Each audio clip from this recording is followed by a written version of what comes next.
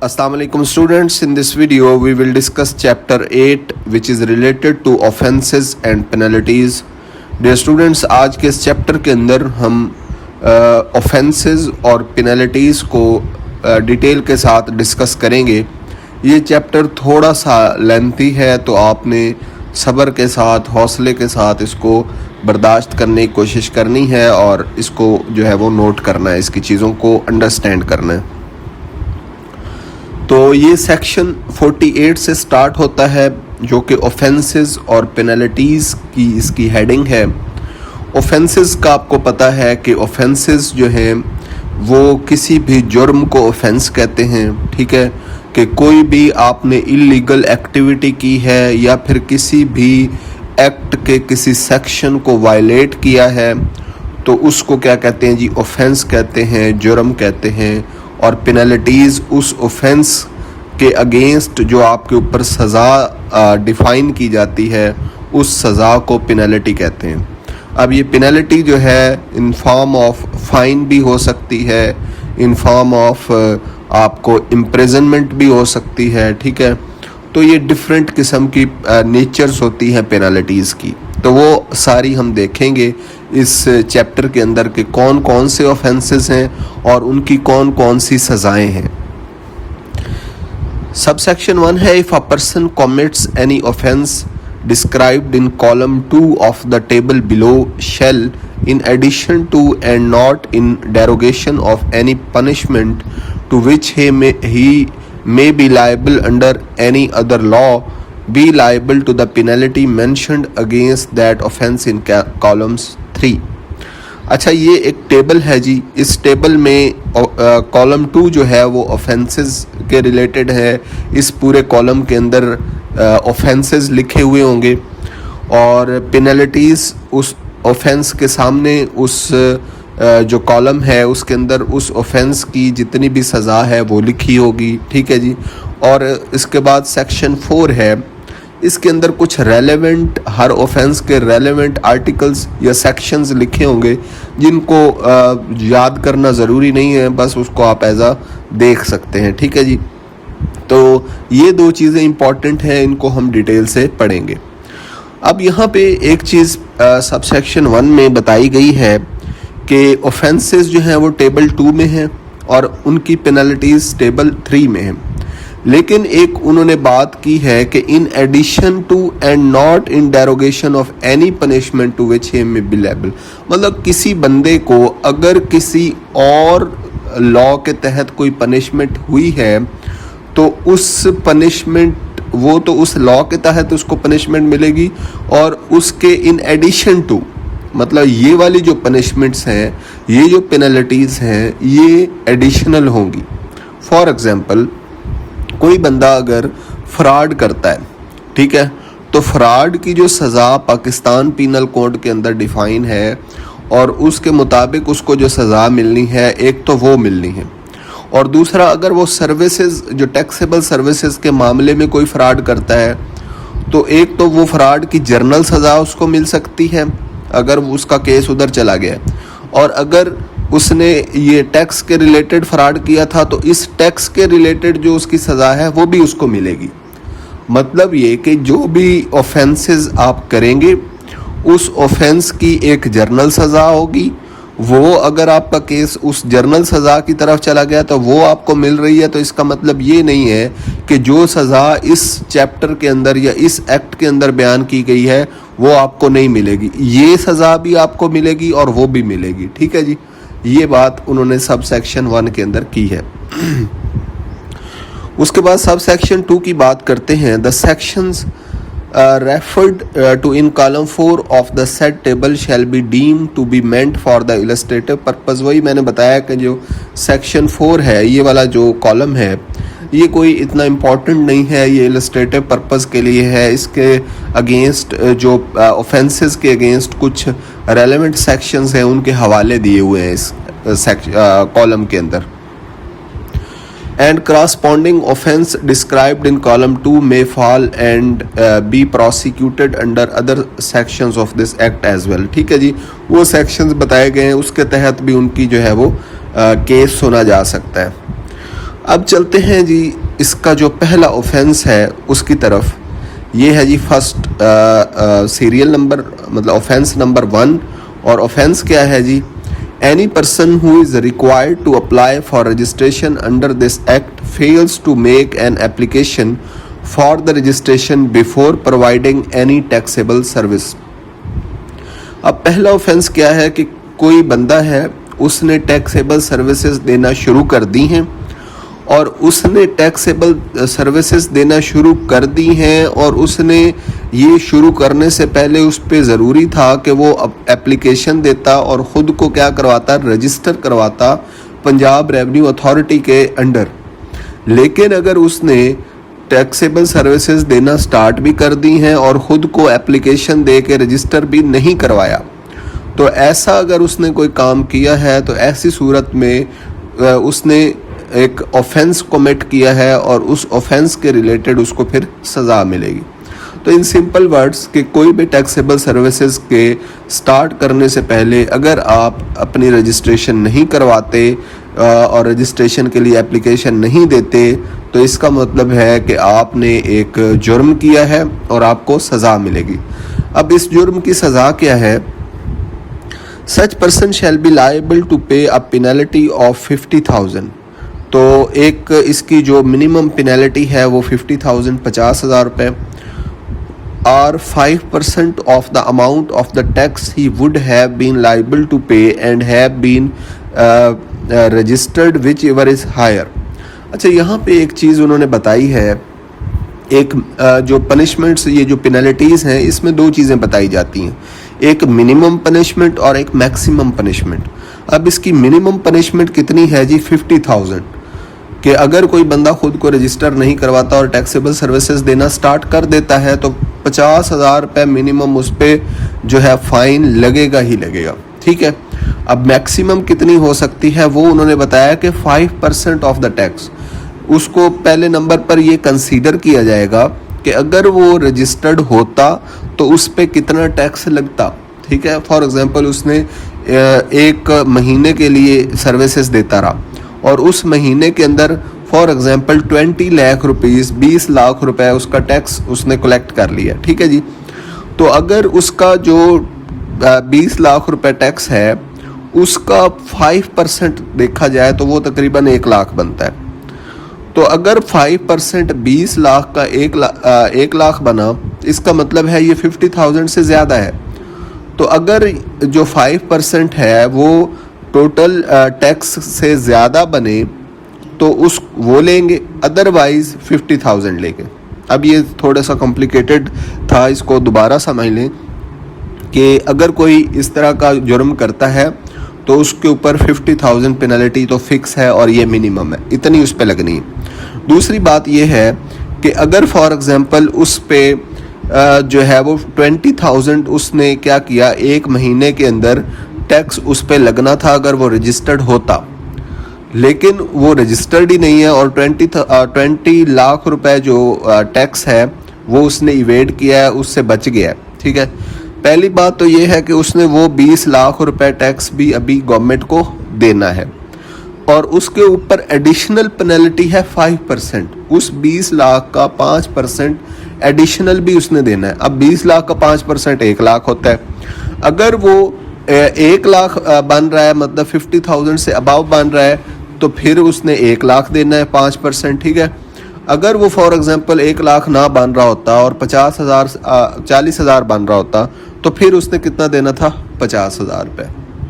तो ये बात है, सिंपल सी बात है कि जो भी ज़्यादा होगा, अगर 5% ज़्यादा है तो वो देगा और मिनिमम तो 50,000 है, 50,000 से कम उसके ऊपर पेनल्टी नहीं लगेगी। उसके बाद next, in the case of non compliance of compulsory registration, compulsory registration के रजिस्ट्रेशन करना ज़रूरी थी लेकिन उसने नहीं करवाई, the minimum penalty for a company, ऊपर वाली जो पेनल्टी थी वो एक पर्सन के लिए थी, अब कोई कंपनी है उसने रजिस्टर नहीं करवाया तो उसके लिए मिनिमम पेनल्टी कितनी है? शैल बी 100,000 रुपीज़, 1 लाख रुपए। जो इंडिविजुअल है उसके लिए 50,000 और जो कंपनी है उसके लिए मिनिमम पेनल्टी कितनी है? 1 लाख रुपए। And for a person other than a company shall be 50,000। वही बात है कि अगर कंपनी नहीं है, पर्सन है, इंडिविजुअल है, तो उसके लिए 50,000। तो आपने ये बात याद रखनी है, यहाँ से MCQs बन सकता है कि अगर कोई बंदा रजिस्ट्रेशन नहीं करवाता तो उसकी मिनिमम पेनल्टी 50,000 है, और अगर कोई कंपनी है वो रजिस्ट्रेशन नहीं करवाती तो उसकी मिनिमम पेनल्टी 1 लाख रुपए है। ठीक है जी, 100,000 रुपीज़। उसके अलावा वही ऊपर वाली बात है कि 5% जो है वो टैक्स का जो है वो एडिशनल आपको फाइन लगेगा।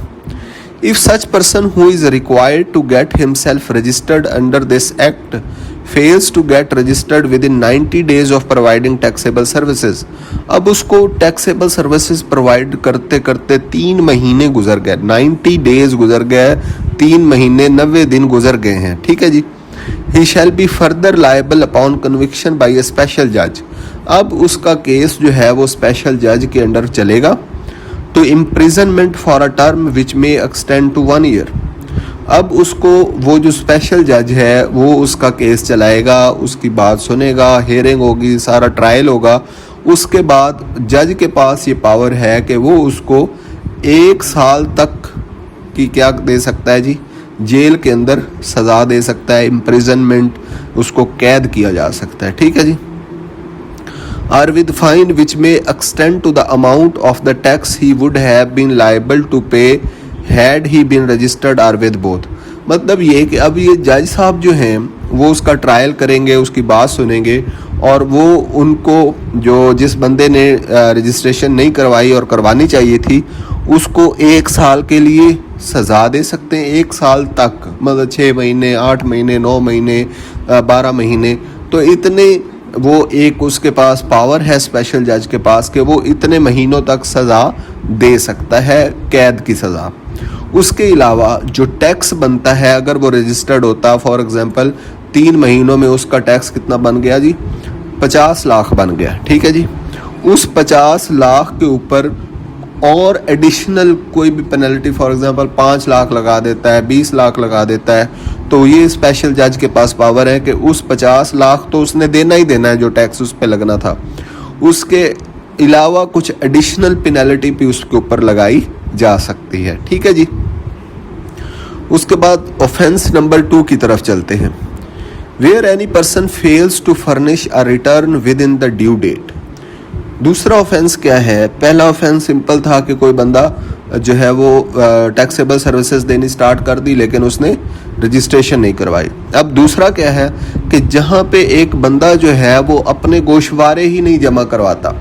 गोशवारे जमा करवाने की फॉर एग्जांपल डेट थी 15 अप्रैल, और 15 अप्रैल तक गोशवारे उसने जमा करवाने थे, लेकिन 16 अप्रैल आ गई, ड्यू डेट गुजर गई और उसने गोशवारे जमा नहीं करवाए। तो ऐसी सूरत में उसको क्या समझा जाएगा जी? उसने एक जुर्म किया है, उसकी कुछ सज़ा होगी। क्या सज़ा होगी? Such person shall be liable to pay a penalty of 10,000 rupees. अब उसके ऊपर जो पेनल्टी लगेगी, जो सज़ा लगेगी, वो 10,000 रुपये उसको पे करना पड़ेगा। Provided further if a return is not filed within 15 days of the due date. अब फर्दर क्या हो गया कि 15 दिन और गुजर गए। एक तो ये है कि एक बंदे ने फॉर एग्जांपल 15 तारीख को जो है वो उसकी ड्यू डेट थी, उसने नहीं जमा करवाया अपना रिटर्न, अपने गोशवारे जमा नहीं करवाए। 15 अब उस पर लग गया जी 10,000 रुपये का जुर्माना। अब 15 दिन मजीद गुजर गए, उसने फिर वो 10,000 भी नहीं जमा करवाया। इस सूरत में क्या होगा? अ penalty of 200 rupees for each day of default shell be levied. ठीक है जी। 15 के बाद अब 30 तारीख आ गई। 30 तारीख के बाद क्या होगा कि जब भी पहली तारीख आएगी, दूसरी आएगी, तीसरी आएगी या चौथी आएगी, तो क्या होगा कि एक तो आपके ऊपर 10,000 रुपये जुर्माना है जो आपने आपने ड्यू डेट के अंदर अपने गोशवारे जमा नहीं करवाए वो, और उसके बाद 15 दिन फर्दर गुजर गए हैं और उन 15 दिनों के बाद एडिशनल आपके ऊपर 200 रुपये पर डे के हिसाब से पेनल्टी जो है वो लगेगी। ठीक है जी। तो ये चीज़ है, ये आपने याद रखना है कि कोई बंदा अपने गोशवारे जमा नहीं करवाता तो 10,000 रुपये जुर्माना है, और 15 दिन गुजर जाए और फिर भी उसने वो 10,000 नहीं जमा करवाया तो फिर उस 10,000 में 200 ऐड होता जाएगा पर डे के हिसाब से। उसके बाद चलते हैं जी ऑफेंस नंबर 3 की तरफ। Where any person fails to deposit the amount of the tax due or any part thereof in time or manner laid down under this act are the rules। अब हमने पहला ऑफेंस पढ़ा कि कोई बंदा registration नहीं करवाता तो वो मुजरिम है।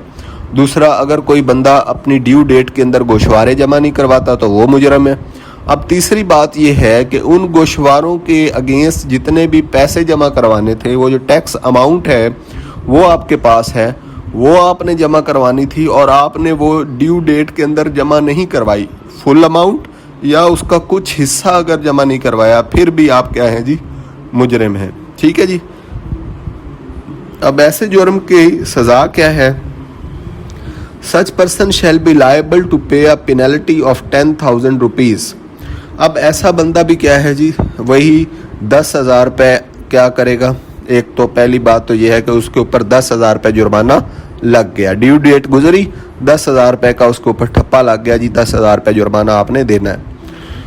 दूसरा, or 5% of the tax payable for that period whichever is higher, और 5% एडिशनल आपके ऊपर टैक्स। अच्छा, ये एक बार बार आएगी टर्म, आपने इसको दोबारा अंडरस्टैंड, मैंने पहले भी बता दिया है कि क्या होता है कि फॉर एग्जांपल टैक्स आपका बनता है जी जो ड्यू डेट के अंदर, फॉर एग्जांपल 1 लाख रुपए। अब 1 लाख का 5% कितना होता है? 5,000 रुपये। ठीक है जी। अब उसने 1 लाख तो देना ही देना है, एडिशनल उसने क्या है कि 5% भी देना है, और अगर 5% 10,000 से कम है तो फिर 10,000 देगा। अगर वो 5% 10,000 से ज़्यादा है तो फिर क्या देगा जी? फिर वो जो ज़्यादा अमाउंट है वो देगा। ठीक है जी। तो ये आपने माइंड में रखना है। उसके बाद नेक्स्ट है जी, provided that if the amount of the tax or any part thereof is paid within the 10 days from the due date. अब फिर इसमें भी वही एक इसमें उन्होंने एक्सप्लेनेशन ऐड की है कि अगर amount of tax or any part ऑफ देयर ऑफ, या अमाउंट ऑफ टैक्स या उसका कुछ हिस्सा is paid within 10 days from the due date, उसको 10 दिन के अंदर अंदर पे कर दिया जाता है। द डिफ़ॉल्टर शैल पे a penalty of 500 rupees for each day of default. अच्छा, यहाँ पे ये बात की गई है कि जो अगर आप 10 दिन के अंदर अंदर अपनी ड्यू डेट के बाद 10 दिन के अंदर अंदर अगर आप अपनी 10,000 रुपये जो आपके ऊपर ये पेनल्टी लगी है ये आप पे नहीं करेंगे तो फिर क्या होगा? तो फिर द डिफ़ॉल्टर शैल पे a penalty of 500 rupees for each day of default. उसके बाद जो डिफ़ॉल्ट का हर दिन गुजरेगा 500 रुपये जुर्माना है। जो हमने गोशवारा का पढ़ा उसमें 200 रुपये जुर्माना था, और जो आपने अमाउंट सबमिट करवानी है उसकी कितना जी? 500 रुपये जुर्माना है। यहाँ पे कोई नॉट का वर्ड आना था, वो शायद मिसिंग है। उसके बाद बी है जी, if the amount of the tax due is not paid even after the expiry of the period of 60 days of issuance of the notice for such payment by an officer.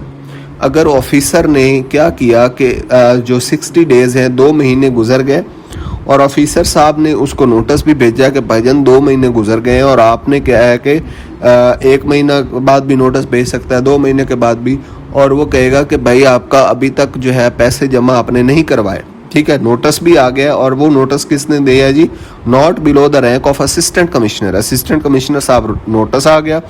The person shall be further liable upon conviction by a special जज। फिर क्या होगा? उसका case फिर special जज की तरफ जाएगा, to imprisonment for a term which may extend to 3 years। अब इस सूरत हाल में क्या होता है कि जो आपके ऊपर इम्प्रिजनमेंट चलती है वो 3 साल तक एक्सटेंड हो सकती है। हमने देखा था कि अगर आप रजिस्ट्रेशन नहीं करवाते तो वहाँ पे इम्प्रिजनमेंट स्पेशल जज 1 साल तक एक्सटेंड कर सकता था। मतलब 3 साल के अंदर अंदर आपको 2 साल, 1.5 साल, 2.5 साल कितनी भी सज़ा दे सकता है स्पेशल जज कैद की। Are with fine which may extend to the amount of the unpaid tax or with both, या फिर वो उतनी अमाउंट आपके ऊपर पेनल्टी के तौर पे लगा सकता है जो आपका अनपेड टैक्स है उससे ज़्यादा होगी, या ये दोनों आपको पनिशमेंट्स दी जा सकती हैं। ठीक है जी। No penalty shall be levied if any miscalculation is made for the first time during a year. मतलब 1 साल में अगर कोई आपने पहली मिस कैलकुलेशन को छोटी मोटी गलती कर दी है तो आपके ऊपर कोई पेनल्टी नहीं होगी, आपको माफ़, एक पहली गलती, साल की पहली गलती आपको माफ़ है, इन सिंपल वर्ड्स। उसके बाद ऑफेंस नंबर है जी 4, any person who fails to maintain records required under the act or the rules. हमने पढ़ा था कि रिकॉर्ड रखने हैं, सारी डिटेल एक चैप्टर के अंदर हमने ये डिस्कस की थी, ठीक है। लेकिन अगर कोई बंदा रिकॉर्ड ही नहीं रखता, ठीक है, मेंटेन ही नहीं रिकॉर्ड्स को रखता इस एक्ट के तहत, तो ऐसे बंदे को भी मुजरिम करार दिया जाएगा। और उसकी सज़ा क्या है? Such person shall be liable to pay a penalty which may range from 10,000 rupees to 100,000 rupees. अब 10,000 से लेके 1,00,000 रुपए तक उसको फाइन हो सकता है, और 5% of the total tax payable for the period of which he has failed to maintain the required record whichever is higher. वही बात है कि अगर कोई बंदा रिकॉर्ड रखने में नाकाम हो जाता है, जो उस तरीक़ेकार इस एक्ट में बताया गया है उसके मुताबिक उसने रिकॉर्ड को मेंटेन नहीं किया, तो ऐसे बंदे को ऊपर 10,000 से लेके 1,00,000 रुपए तक का जुर्माना हो सकता है, डिपेंडिंग अपॉन द सिचुएशन, या फिर 5% of the total tax payable, उस साल में या उस पीरियड के अंदर उसने जितना भी टैक्स पे करना था उसका 5% उसको एडिशनल लगेगा, या फिर इन दोनों में से जो भी हायर होगा वो उसके ऊपर लग जाएगा। वही बात है, ठीक है जी। ये जो एडिशनल वाली बात है ना, ये मैंने आपको बता दी है कि ये जो 5% लगता है, ये फॉर एग्जांपल आपका टैक्स था 1,00,000 रुपए, उसके ऊपर 5%, अब आपने 1,00,000 नहीं देना, आपने कितना लिखना है? 1,05,000 रुपये, तो ये 5% का मतलब है। उसके बाद जो है ऑफेंस नंबर 5 है, where a person without any reasonable cause fail to produce the record or information despite receipt of a notice from the authority or any officer of the authority directing him to produce such a record or information। अब तीसरा 5वां गुनाह ये है, आपका जुर्म ये है कि अगर किसी बंदे को कहा जाए, अथॉरिटी का कोई भी ऑफिसर ये एक नोटिस जारी करे कि मेरा भाई अपना रिकॉर्ड लेके हमारे पास आ जाएं, या कोई भी इंफॉर्मेशन मांगी जाए और वो इंफॉर्मेशन प्रोवाइड ना करे उस नोटिस के बावजूद, तो ऐसे बंदे को मुजरिम करार दे दिया जाएगा। Provided that if the record is not produced despite issuance of 3 notice. पहला नोटिस दिया जाएगा, फिर उसके बाद दूसरा, फिर उसके बाद तीसरा, 3 notice. Issuing of 3 notices if it shall be considered as sufficient evidence that the person has failed to maintain a record। 3 notices उसको दिए जाएंगे, ठीक है।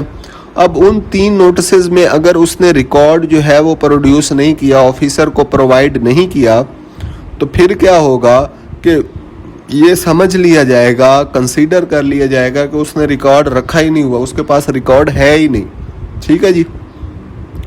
अब इस पे उसको सज़ा क्या मिलेगी? सच पर्सन शैल पे a penalty of 25,000 rupees for the first default. मतलब कि पहला नोटिस आया और उस नोटिस को उसने इग्नोर किया और उसने जो है वो रिकॉर्ड पेश नहीं किया ऑफिसर के सामने, तो 25,000 रुपये उसके ऊपर क्या लग गया जी? जुर्माना लग गया। And 100,000 rupees for each subsequent default. उसके बाद दूसरा नोटिस आया, उसने फिर इग्नोर किया, अब वो 25,000 भी लगा हुआ है, उसके साथ 1,00,000 रुपए और ऐड हो जाएगा। अब तीसरा नोटिस आया, उसने फिर इग्नोर किया, अब पहले 25,000 था, फिर 1,25,000 हो गया, अब तीसरी दफ़ा 1,00,000 उसमें और ऐड हो जाएगा, अब टोटल 2,25,000 हो जाएगा 3 नोटिस के अंदर, ठीक है जी। तो ये आपने याद रखना है कि पहले नोटिस पे 25,000, 25,000, उसके बाद हर नोटिस पे जो है, हर नोटिस को डिफ़ॉल्ट करने पे आपको कितना लगेगा जी? एडिशनल 1,00,000 रुपए।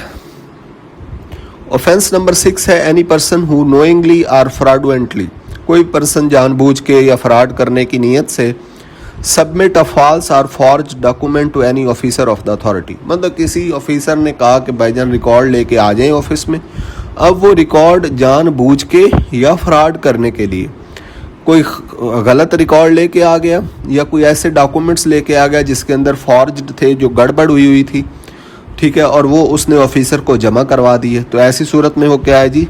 मुजरिम हो गया है, उसने ऑफेंस कर लिया। बी है डिस्ट्रॉयज, अल्टर्स, मैटिलेट्स और फाल्सिफाइज द रिकॉर्ड्स, या फिर वो रिकॉर्ड्स को डिस्ट्रॉय करने की कोशिश करता है, वो जो उसका रजिस्टर है उसके अंदर कोई एक दो पेजेस फाड़ लेता है या कोई इस तरह की कोशिश, उसको चेंज करने की कोशिश करता है, उसको गलत करने की या सही करने की कोशिश उसने की है, तो ऐसी सूरत में भी उसने क्या किया जी, जुर्म किया। मेक अ फॉल्स स्टेटमेंट, उसने कोई स्टेटमेंट ही गलत दे दी। False declaration, false representation, false personification और गिव्स एनी फॉल्स इंफॉर्मेशन, मतलब उससे इंफॉर्मेशन मांगी गई और जो भी चीज़ें स्टेटमेंट मांगी गई, डेकोरेशन मांगी गई, ये सारी चीज़ों में से उसने जानबूझ के या फिर फ्रॉड करने की नीयत से उसने क्या किया जी, गलत जमा करवा दिया। और fails to pay, recover or deposit the actual amount of tax or claims inadmissible tax credit or adjustment or deduction or refund। अच्छा, ये चीज़ वही हमने पढ़ी थी ना कि कुछ लोग क्या है कि सर्विसेज को प्रोवाइड करने के लिए जो चीज़ें खरीदते हैं उस पर टैक्स देते हैं और उसके लिए फिर वो क्या करते हैं कि एडजस्टमेंट डिडक्शन करते हैं। तो ऐसी सूरत में क्या होता था कि अगर वो ऐसी कोई उसने गलत डिडक्शन कर ली है, मतलब उसने कोई ऐसी सर्विसेज के लिए चीज़ ही नहीं ली जिसकी उसने जो है वो हुकूमत से डिडक्शन ली हुई है या कोई ऐसा रेफरेंस क्रिएट किया हुआ है, तो ऐसी सूरत में ये भी एक क्या है जी, गुनाह है। अच्छा, ये सारे गुनाह क्या थे, फ्रॉड से रिलेटेड थे, जानबूझ के आपने गलती की है किसी भी काम में, आपसे रिकॉर्ड मांगा गया तो। Such person shall be liable to pay a penalty of 50,000, 50,000 रुपये जनाब जुर्माना है जी। Or 100% of the tax payable for the tax period to which the offence relates which is higher. अब यहाँ पे ये बताया गया है कि अगर आप फ्रॉड करते हैं, नोइंगली कुछ गलत आपने सबमिट करवाते हैं डॉक्यूमेंट्स, तो ऐसी सूरत में 50,000 रुपये तो जुर्माना है ही है मिनिमम। उसके बाद है 100%, मतलब आपका टोटल जुर्माना कितना था, फॉर एग्जांपल 10 लाख था। अब 100% क्या है, 10 लाख का 100% कितना होता है, 10 लाख ही होता है। पहले आपने 10 लाख जमा करवाना था, अब आपने 20 लाख जमा करवाना है।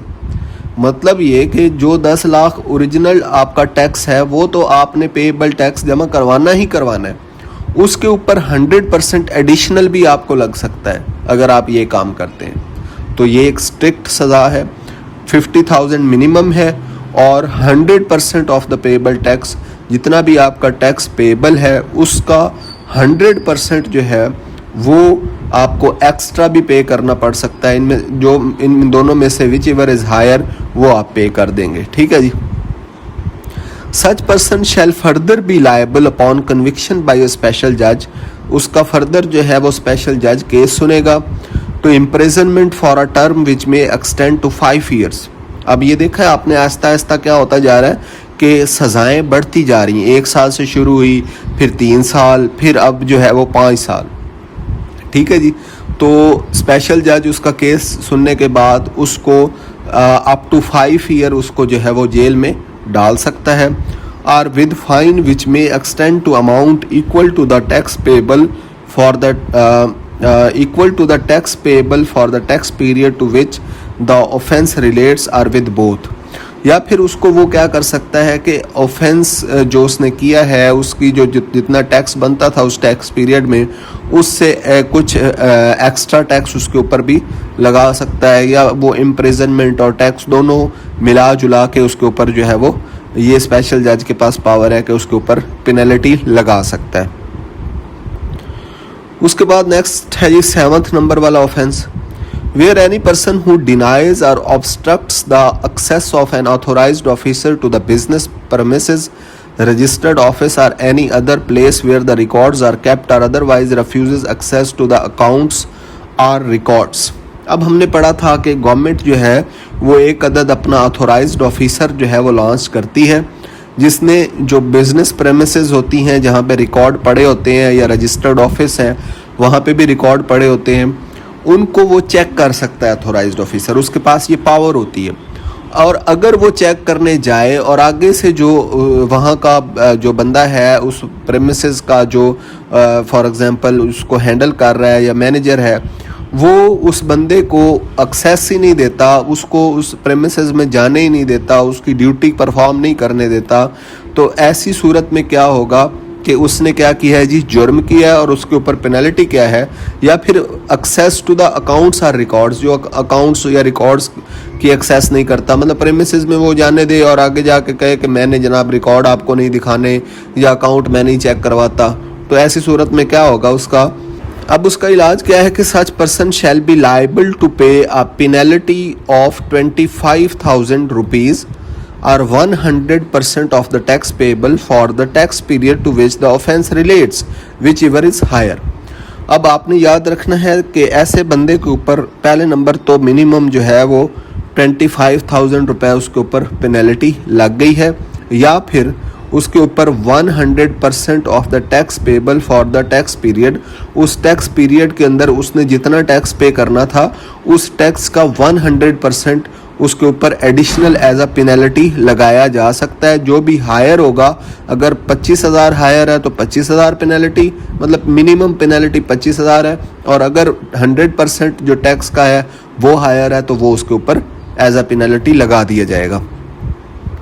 Such person shall further be liable upon conviction by a special judge to imprisonment for a term which may extend to 5 years।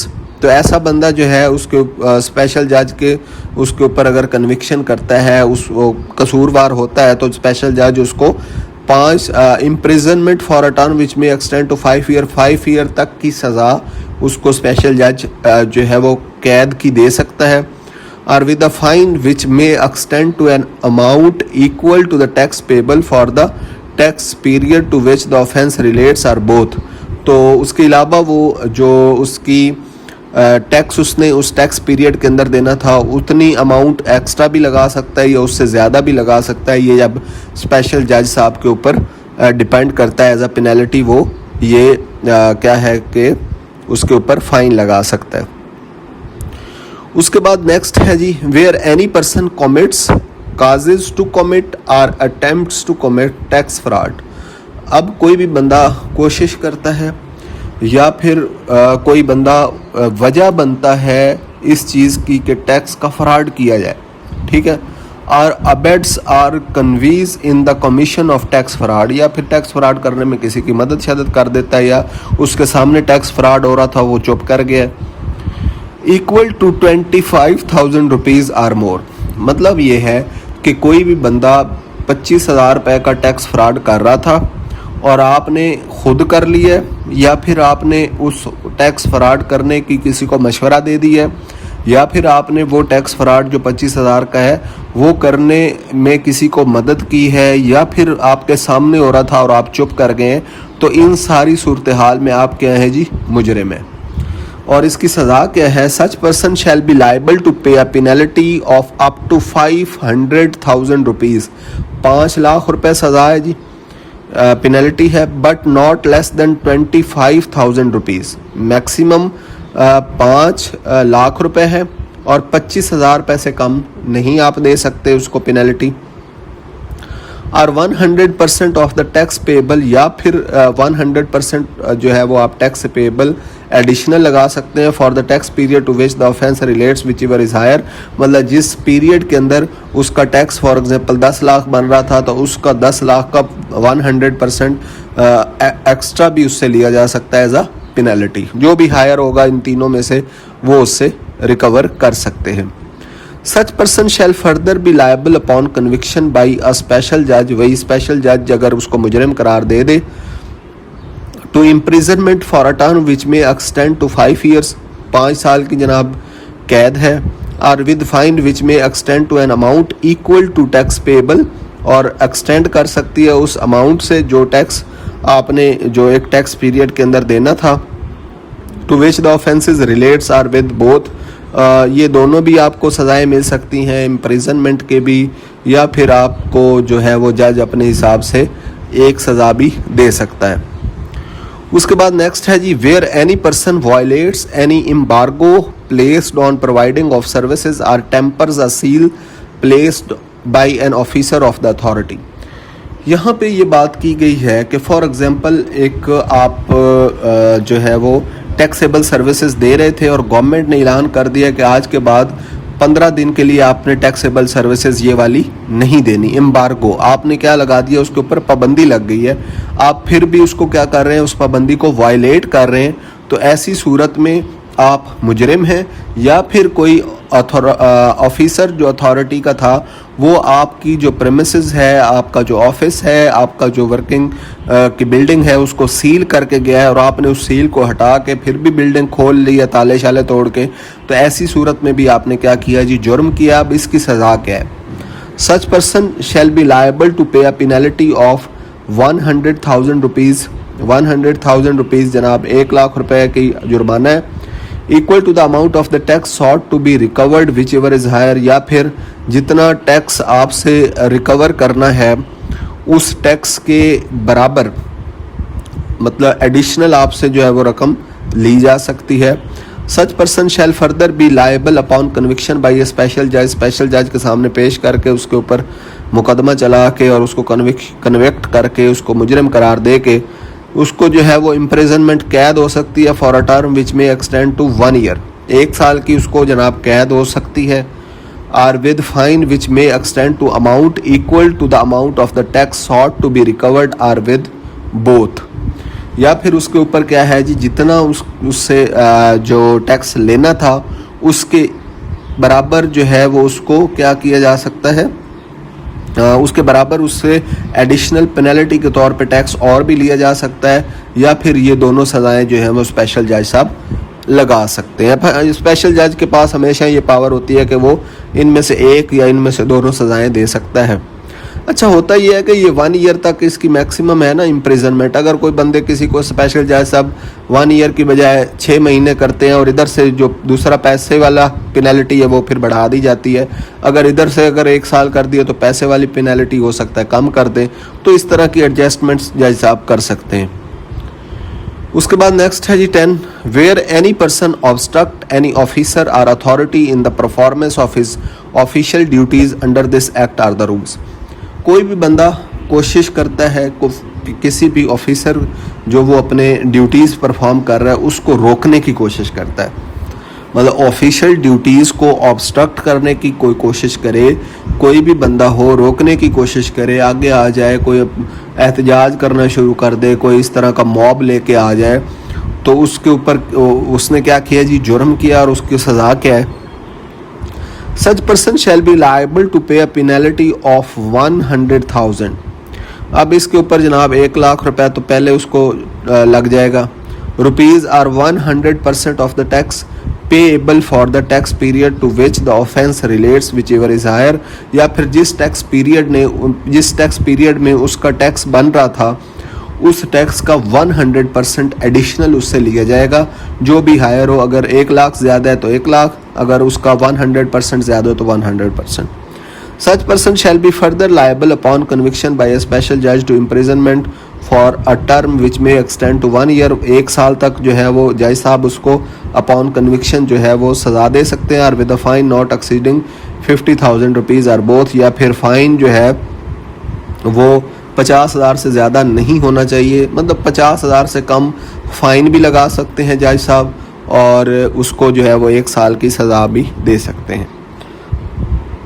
Provided that where any recipient of service does not pay the amount of tax due to be paid to a service provider, such recipient shall also be liable to action for obstruction under this provision. अच्छा, ये एक और बात उन्होंने बता दी है कि अगर फॉर एग्जांपल जो सर्विस प्रोवाइडर होता है उसने टैक्स लेना होता है सर्विस रेसिपिएंट से, जो सर्विस ले रहा है उसने क्या है कि टैक्स भी देना होता है। अगर वो कहता है कि सर्विस प्रोवाइडर को कि मैं टैक्स नहीं देता तो जो मर्ज़ी कर ले, तो ऐसी सूरत में उसको भी यही ट्रीट किया जाएगा कि उसने क्या किया है कि गवर्नमेंट ऑफिसर की ड्यूटीज़ में उसने ऑब्स्ट्रक्शन की है, और उसको भी वही सज़ा लगेगी जो एक ऑब्स्ट्रक्शन करने वाले को सज़ा लगती है इस सेक्शन के तहत। ये जो हमने ऊपर पढ़ी है तो उसके ऊपर भी वही सज़ा लगेगी। किसके ऊपर? सर्विस रेसिपिएंट के ऊपर, अगर वो टैक्स नहीं देता सर्विस प्रोवाइडर को।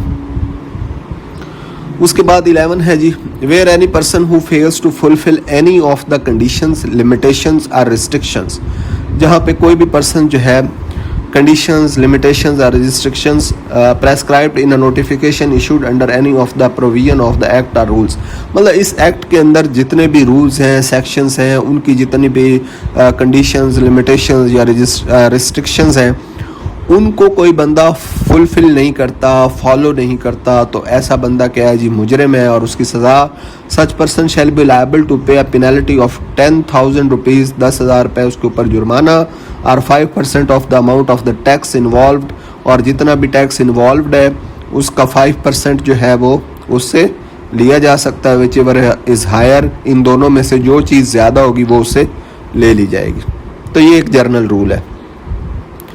उसके बाद where any person who contravenes any provision of this act or the rules for which no penalty has specifically been provided in this section। मतलब इस सेक्शन में उन्होंने कुछ पेनल्टीज़ अगर नहीं भी किसी की लगती और कोई बंदा इस एक्ट का किसी रूल को तोड़ता है, सेक्शन को जो है वो तोड़ता है, कंट्रावेंस करता है, तो ऐसी सूरत में क्या होगा कि उसको मुजरिम करार दिया जाएगा। बेशक उसका जिक्र इधर ना हो इन ऑफेंसेस के अंदर, और उसको कंट्रावेंशन के तौर पे उसने क्योंकि रूल तोड़ा है, तो ऐसी सूरत में उसको जो है वो मुजरिम करार दे के उसके ऊपर पेनल्टी लगेगी। Such person shall be liable to pay a penalty of 10,000 rupees, 10,000 रुपये, or 5% of the tax payable for the tax period to which the offence relates, whichever is higher।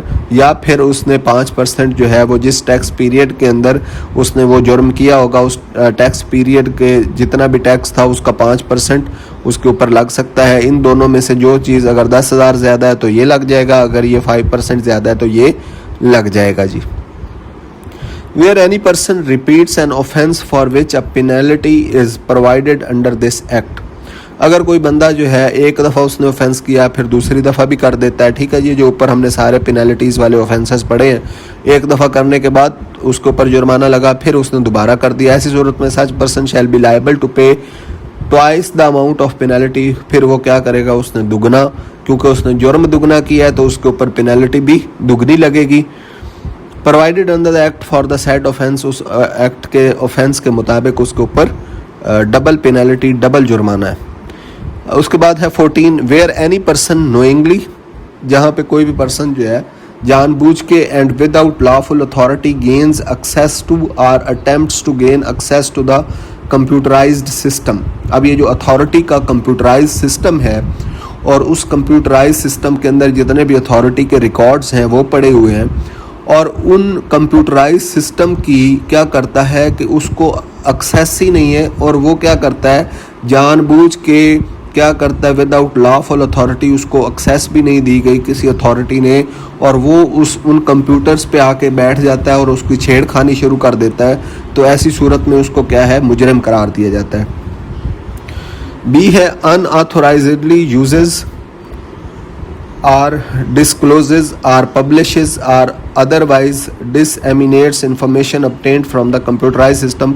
या फिर उसने कंप्यूटराइज सिस्टम में से कोई भी information ली है उसको पब्लिक कर देता है, या फिर उसका मिसयूज़ करता है, तो ऐसी सूरत में भी क्या है जी, वो उसने क्या किया है, ऑफेंस किया है। falsifies any record or information stored in the computerized system, जो अथॉरिटी का कंप्यूटराइज सिस्टम है उसके अंदर जितनी भी इंफॉर्मेशन है उसको गलत कर देता है, उसके अंदर कोई गड़बड़ पैदा कर देता है, तो ऐसी सूरत में भी मुजरिम है। knowingly or dishonestly damages or impairs the computerized system, computerise system को जानबूझ के वो क्या करता है, उसको डैमेज करने की कोशिश करता है या उसको नकारा बनाने की कोशिश करता है, तो फिर भी वो मुजरिम है। knowingly or dishonestly damages or impairs any duplicate tape, कोई भी वहाँ पे डुप्लीकेट टेप पड़ी हुई है, कोई भी रिकॉर्ड जिसके अंदर स्टोर है, और डिस्क और other medium on which any information obtained from the computerized system is kept or stored। मतलब वहाँ पे कोई भी ऐसा मीडियम पड़ा है जिसके अंदर कोई डाटा स्टोर है, और उस डाटा को, उस टेप को, उस डिस्क को जानबूझ के क्या करता है, उसको टेम्पर करने की कोशिश करता है, तो ऐसी सूरत में वो क्या है जी, मुजरिम है। Unauthorisedly uses unique user identifier of any other registered user to authenticate, या फिर किसी और रजिस्टर्ड यूज़र का वो क्या करता है कि वो जो उसकी आईडी होती है, यूनिक आईडी होती है, उसको कॉपी कर लेता है और उसको एक्सेस करने की कोशिश करता है, तो ऐसी सूरत में भी क्या है जी, वो मुजरिम है। Of information to the computerise system की इंफॉर्मेशन को एक्सेस करता है, तो इस तरह भी। उसके बाद fails to comply with or contravenes any of the condition prescribed for the security of unique user identifier. तो यूनिक यूज़र आइडेंटिफायर्स की जितनी भी कंडीशंस हैं और सिक्योरिटी है उसकी किसी भी कंडीशन को वो कंप्लाई नहीं करता, फेल हो जाता है या फिर उसके मुताबिक नहीं चलता, तो वो भी मुजरिम है। ठीक है जी। अब ये सारी कंडीशंस थी और इन सारी कंडीशंस के कुछ पेनल्टीज़ हैं, इन जुर्मों की क्या सज़ा है। सच पर्सन शैल पे अ पेनल्टी ऑफ 25,000 25,000 रुपये उसके ऊपर जुर्माना है जी मिनिमम, और 100% of the amount equal to the loss caused to the tax revenue. या फिर उसने टैक्स रेवेन्यू की पंजाब रेवेन्यू अथॉरिटी का जो भी उसने छेड़खानी की है, कंप्यूटराइज सिस्टम को ख़राब किया है, उसके ऊपर 100% जुर्माना उसको, मतलब एक तो उसने वो कॉस्ट भी पे करनी है और उसके बाद उसने एक 100% मतलब उसका डबल, अगर उसने लाख रुपए का नुकसान किया है तो 1 लाख उसने जुर्माने के तौर पे एक्स्ट्रा भी देना है और वो 1 लाख भी देना है, अब उसको 2 लाख देना पड़ेगा। ठीक है जी। Such person shall further be liable upon conviction by the special जज, अब उसका स्पेशल जज के पास केस भी जाएगा। Imprisonment for a term which may extend to 1 year, 1 साल के लिए उसको कैद भी हो सकती है। और with fine which may extend to amount equal to the loss, और जितना लॉस हुआ है उसके बराबर की उसके ऊपर एक्स्ट्रा पेनल्टी लग सकती है। Caused to the tax revenue और विद बोथ, दोनों भी लगा सकता है, जज साहब के पास ये अथॉरिटी है जी। उसके बाद 15 है where any person avoids, denies और obstruct installation of electronic invoice monitoring system at the business premises.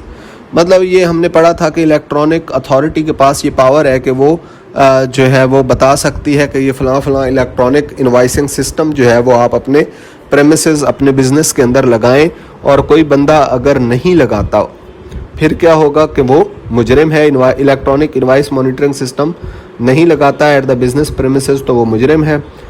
उसके बाद fail to comply with the electronic invoice monitoring system or issues invoices bypassing the system. मतलब ये कि जो भी electronic invoice monitoring system है उसके मुताबिक जो है वो इनवॉइसेस नहीं देता और कोई और तरीका कर लेता है इनवॉइस देने का, तो ऐसी सूरत में भी वो क्या है जी, मुजरिम है।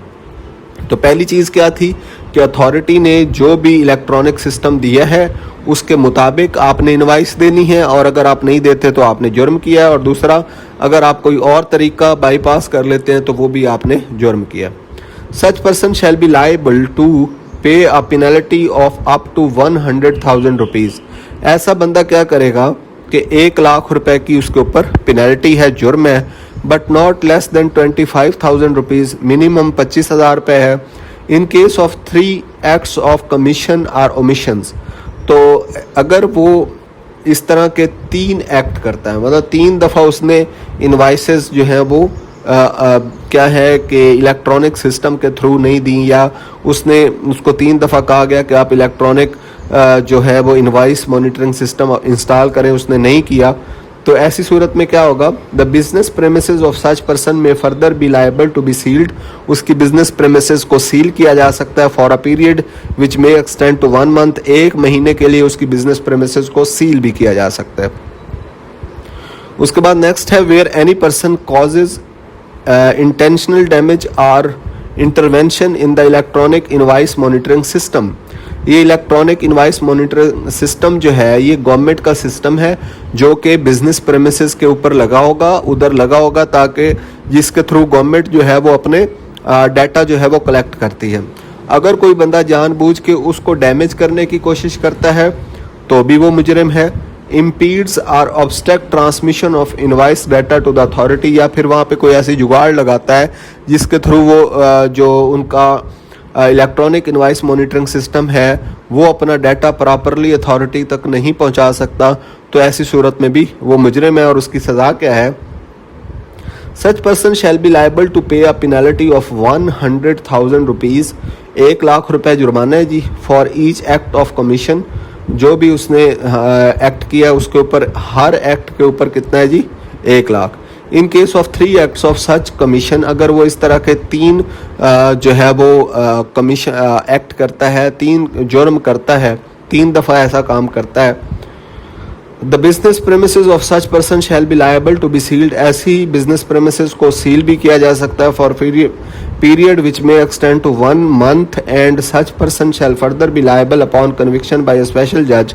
तो 1 month के लिए उसकी जो बिजनेस प्रेमिसेस है उसको सील किया जा सकता है और फर्दर जो है वो स्पेशल जज साहब जो है उसकी कन्विक्शन अगर करते हैं तो उसको जो है वो कैद किया जा सकता है, विच में एक्सटेंड टू 1 year, 1 साल के लिए, are with fine which may extend to amount equal to the tax payable of the tax period which the offence relates. जिस टैक्स पीरियड के अंदर वो ऑफेंस हुआ है उसके अंदर जितना भी टैक्स पीरियड उस टैक्स पीरियड के अंदर जितना भी आपका पेबल टैक्स था उस से कुछ ज़्यादा अमाउंट आपके ऊपर एज अ पेनल्टी लगाई जा सकती है। ये स्पेशल जज साहब लगाएंगे या फिर आपको जेल और ये जो टैक्स एक्स्ट्रा जो है वो भी लगाया जा सकता है, दोनों लगाए जा सकते हैं। उसके बाद नेक्स्ट है where any person fails or refuses to issue or tax invoice. अगर कोई बंदा क्या करता है कि टैक्स इनवाइस जो है वो क्या करता है, फेल कर देता है, आर रिफ्यूजेस टू इशू, मतलब ये कि अगर किसी बंदे ने टैक्सेबल सर्विसेज दी हैं और उसके टैक्सेबल सर्विसेज देने के बाद वो क्या करता है कि वो इनवाइस ही नहीं देता, ठीक है, इशू अ टैक्स इनवाइस, और अगर वो टैक्स इनवाइस नहीं देता तो ऐसी सूरत में क्या होगा कि उसने क्या किया जी, जुर्म किया। Such person shall be liable to pay a penalty of 20,000 rupees, 20,000 रुपये जुर्माना है जी, ऑन फर्स्ट डिफ़ॉल्ट, पहले डिफ़ॉल्ट पे एक दफ़ा अगर उसने ऐसा काम किया है कि उसने जो है वो टैक्स इनवाइस इशू नहीं की तो उसके ऊपर 20,000 रुपये जुर्माना है, and 50,000 rupees for each subsequent default, और हर नेक्स्ट डिफ़ॉल्ट के ऊपर उसको 50,000 रुपये जुर्माना लगाया जाएगा। ठीक है जी, तो ये था कि अगर कोई बंदा रिफ्यूज़ करता है या फेल करता है कि वो टैक्स इनवाइस को इशू नहीं करता या उसको इशू करने में फ़ेल हो जाता है तो 20,000 रुपये जुर्माना है, और अगर 2-3 दफ़ा नेक्स्ट जितनी भी दफ़ा करेगा उसको पहली दफ़ा 20,000, अगली दफ़ा क्या होगा जी 50,000 रुपीज़।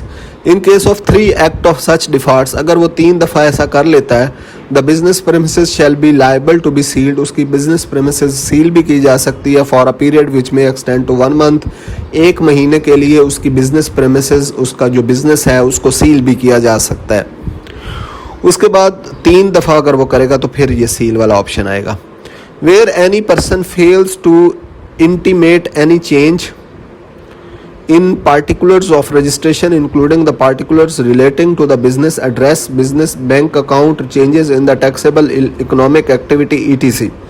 वो कह रहे हैं कि अगर कोई बंदा क्या करता है कि अपने किसी एड्रेस को चेंज करता है, कोई बिज़नेस के पार्टिकुलर्स को चेंज करता है, बैंक अकाउंट को चेंज करता है, कोई बिज़नेस अकाउंट को, कोई भी यानी चेंजेस उसने बिज़नेस में की हैं जो कि पंजाब रेवेन्यू अथॉरिटी के रिलेटेड थी और वो उसको इंटीमेट नहीं कर सकता, कम्युनिकेट उसने पंजाब रेवेन्यू अथॉरिटी, उसने अपने अंदर चेंजेस ले आया अपने बिजनेस के अंदर, एड्रेस चेंज कर लिया है या फिर बैंक अकाउंट चेंज कर लिया है, लेकिन उसने वो बात पंजाब रेवेन्यू अथॉरिटी को अगर नहीं बताई तो ऐसी सूरत में उसने क्या किया जी, उसका जुर्म है, ऑफेंस है। In accordance with the requirement prescribed under this act and rules made there under within 14 days of such change, और ये जो चेंज उसने किया है, ये बैंक अकाउंट चेंज किया है या फिर अपना एड्रेस चेंज किया है, और इस चेंज के उसके बाद जो है वो 15 दिन है, 14 दिन सॉरी, उसके पास 14 दिन होते हैं, और 14 दिन के अंदर अंदर उसने क्या करना होता है, अथॉरिटी को इन्फॉर्म करना होता है कि मैंने अपना एड्रेस चेंज कर लिया है या मैंने अपना बैंक अकाउंट जो बिज़नेस बैंक अकाउंट था वो चेंज कर लिया है, ताकि अथॉरिटी उसके बारे में अवेयर हो जाए। अगर वो ऐसा नहीं करता तो फिर उस पर पेनल्टी क्या है, such person shall be liable to a penalty which may range from 50,000 rupees to 100,000 rupees. अब उसके ऊपर पेनल्टी जो है वो 50,000 रुपये से लेके 1 लाख रुपए तक उसके ऊपर जुर्माना हो सकता है जी। उसके बाद है जी 19, where any person fails to declare conceal any of the business bank accounts or gives misleading declaration or fails to intimate any change in the business bank account within 14 days of such change। जहाँ पे कोई भी बंदा जो है वो fail हो जाता है, डिक्लेयर, कंसील या फिर छुपाता है any of the business bank accounts अपने, अच्छा ये बैंक अकाउंट्स के रिलेटेड ऑफेंसेस हैं, अपना कोई भी बिजनेस बैंक अकाउंट जो उसका उस बिजनेस से जुड़ा हुआ है वो छुपा लेता है, और गिव्स मिसलीडिंग डेकोरेशन या फिर वो जो है वो हेरा फेरी करने की कोशिश करता है, intimate any change in the business bank account या फिर बिजनेस बैंक अकाउंट के अंदर उसने कोई भी चेंज की है और वो उसने अथॉरिटी को नहीं बताई 14 दिन के अंदर अंदर, तो इसका मतलब उसने क्या किया है जी, जुर्म किया है। Such person shall be liable to pay a penalty which may range from 100,000 rupees, 1 lakh रुपए से लेके टू 500,000 रुपीज़, 5 लाख तक उसके ऊपर जुर्माना हो सकता है जी।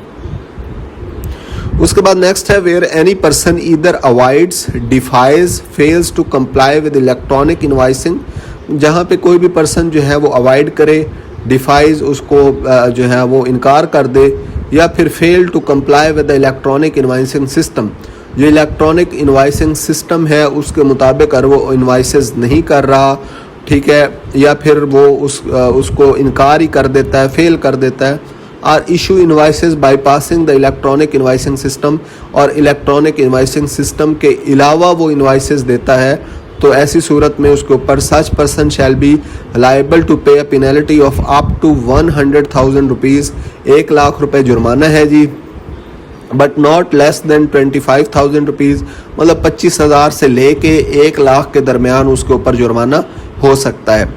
इन केस ऑफ 3 कंसेक्टिव डिफॉल्ट्स, और अगर वो 3 दफ़ा ऐसा ही जुर्म दोहराता है, the business premises of such person may further be liable to sealing for a period which may extend to 1 month, 1 साल के 1 महीने के लिए, मतलब 1 महीने तक 25 दिन 20 दिन 15 दिन उसकी जो है वो प्रेमिसेस जो है उसका बिजनेस जो है वो सील किया जा सकता है, अगर वो जो है वो इलेक्ट्रॉनिक इनवॉइसेस नहीं करता, अगर उसको कहा गया है तो। उसके बाद है जी next where or registered person charges sales tax in excess to the rate provided in the second schedule, मतलब अगर एक रजिस्टर्ड पर्सन जो है जितना उसने टैक्स लेना था उससे ज़्यादा लेना शुरू कर देता है, मतलब 16% टैक्स है और वो कितना चार्ज करना शुरू कर दे, 18% चार्ज करना, तो ये भी एक जुर्म ही हुआ ना। तो ऐसी सूरत में such person shall be liable to pay a penalty of 20,000, 20,000 रुपये जुर्माना है जी।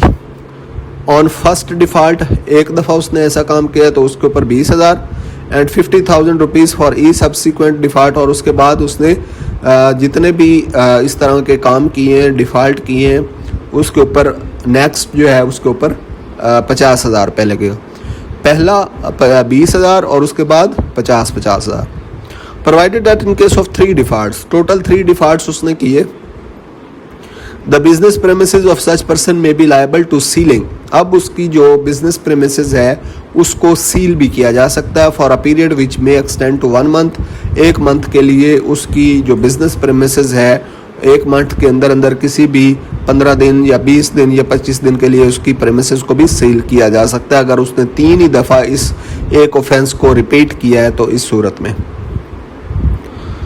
उसके बाद है जी next 22 where any person unauthorisedly issues an invoice in which an amount of tax is specified. अब यहाँ पे क्या है कि वेयर एनी पर्सन अनऑथोराइज्ड, किसी पर्सन को क्या था कि उसको ऑथोराइज्ड ही नहीं था, उसके पास पावर ही नहीं थी, इशूज एन इनवाइस, फिर भी उसने इनवाइस इशू कर दी, in which an amount of tax is specified. अब यहाँ पे कहा यह जा रहा है कि फॉर एग्जांपल कोई बंदा है वो टैक्सेबल सर्विसेज देता ही नहीं है, ठीक है, उसको ये रिक्वायर ही नहीं किया अथॉरिटी ने कि तुमने किसी से टैक्स लेना है, वो फिर भी क्या कर रहा है कि अथॉरिटी का नाम लेके फिर भी टैक्स ले रहा है, ठीक है जी।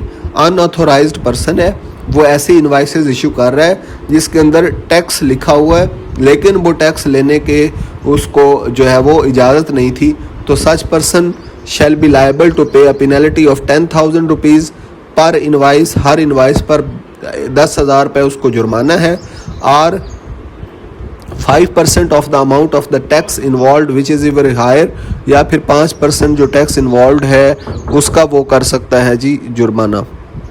उसके बाद जी नेक्स्ट ऑफेंस है 23 where a bank fails to attach or delays in attaching the bank account of a person specified in the notice issued by officer of the authority from whom tax is sought to be recovered or fails to pay or delays payment of such amount।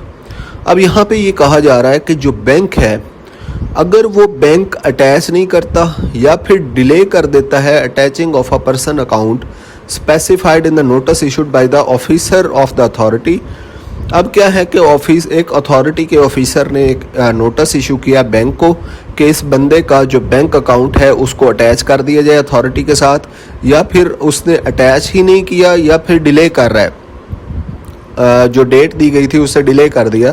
From whom tax is sought to be recovered, जिससे tax लिया जाना था उसका जो account था वो उसने attach नहीं किया। और fails to pay or delays payment of such amount, या फिर उसने जो पेमेंट देनी थी जो पेमेंट एक तो दी नहीं या फिर उसने डिले कर दिया, ऐसी सूरत हाल में जो बैंक है उसने ऑफेंस किया। सच bank shall be liable to pay a penalty of 100,000 rupees, 1 lakh रुपए बैंक पे पेनल्टी होगी, और 100% of the tax sought to be recovered, और जितना टैक्स जो है वो रिकवर किया जाना था उसका 100% जो है वो एक्स्ट्रा एज अ पेनल्टी दिया जा सकता है। विच एवर इज़ हायर, जो भी हायर होगा वो उस पर ले लेंगे।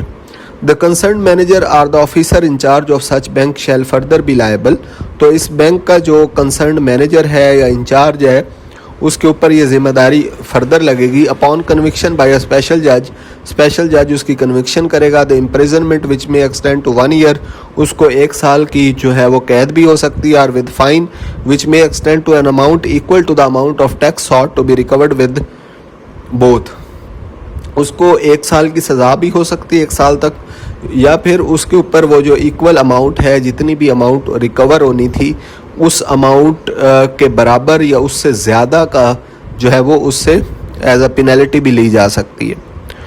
उसके बाद नेक्स्ट 24 लास्ट ऑफेंस है where any person refuses to receive any notice or order issued by the officer और अथॉरिटी, मतलब अथॉरिटी कोई ऑर्डर या ऑफिसर अथॉरिटी का कोई ऑर्डर देता है और कोई आगे से बंदा लेने से ही इनकार कर देता है, रिफ्यूजेस टू रिसीव, तो उस बंदे ने क्या किया जी, जुर्म किया और उस पर सज़ा क्या है। Such person shall be liable to pay a penalty of 50,000, 50,000 रुपये उस पर जुर्माना है। और 100% of the tax payable for the tax period to which the offence relates, और जिस टैक्स पीरियड के अंदर ऑफेंस हुआ है उस टैक्स पीरियड में जितना टैक्स पेएबल था उसका 100% जो है वो उसके ऊपर लग सकता है। मतलब अगर एक टैक्स पीरियड के अंदर 10 लाख जुर्माना था तो 10 लाख एक्स्ट्रा पेनल्टी उसके ऊपर लग जाएगी, जो भी हायर होगा वो उसके ऊपर एज अ पेनल्टी इम्प्लीमेंट हो जाएगी। So this was all about the offences जो कि हमने इस चैप्टर के अंदर डिस्कस किए हैं, और ये हाफ चैप्टर था।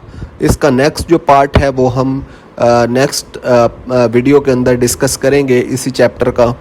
और आई होप कि ये वीडियो आपको अच्छी लगी होगी। हमारे यूट्यूब चैनल को सब्सक्राइब और वीडियो को लाइक करते हैं। Thank you very much.